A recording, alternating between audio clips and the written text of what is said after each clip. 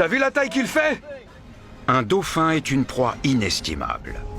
Quand un requin a l'occasion de manger un dauphin, il ne se fait pas prier.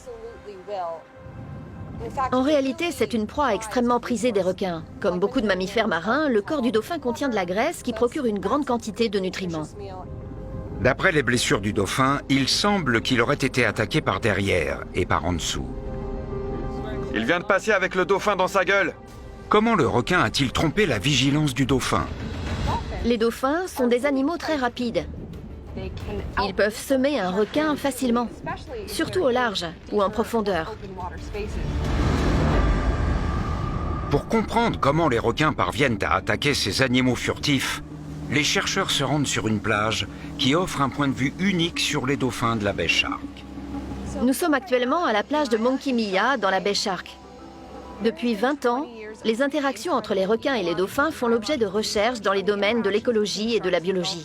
Les dauphins sont arrivés dans les années 60 quand des pêcheurs leur ont offert du poisson. Aujourd'hui, le site est sous la responsabilité du service de préservation des parcs naturels d'Australie occidentale. Certains dauphins viennent nous rendre visite régulièrement. C'est vraiment exceptionnel de pouvoir les voir d'aussi près. Ici, pas besoin de caméras sous-marines. Ce sont les dauphins qui viennent à vous. Et ils portent de nombreuses cicatrices. Le dauphin qui s'approche de nous est une femelle surnommée Piccolo.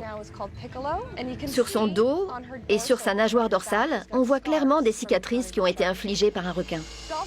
Les dauphins doivent faire un compromis. Ils viennent sonder les algues proches du rivage, car c'est là qu'ils trouvent les meilleurs poissons sans grande difficulté. Malheureusement, c'est aussi le terrain de chasse favori des requins-tigres. Pour se protéger, le dauphin possède une arme secrète, l'écolocalisation. Il émet des ondes acoustiques grâce à une boule de graisse située sur sa tête, le melon. Les ondes acoustiques rebondissent et forment dans le cerveau du dauphin une image de son environnement.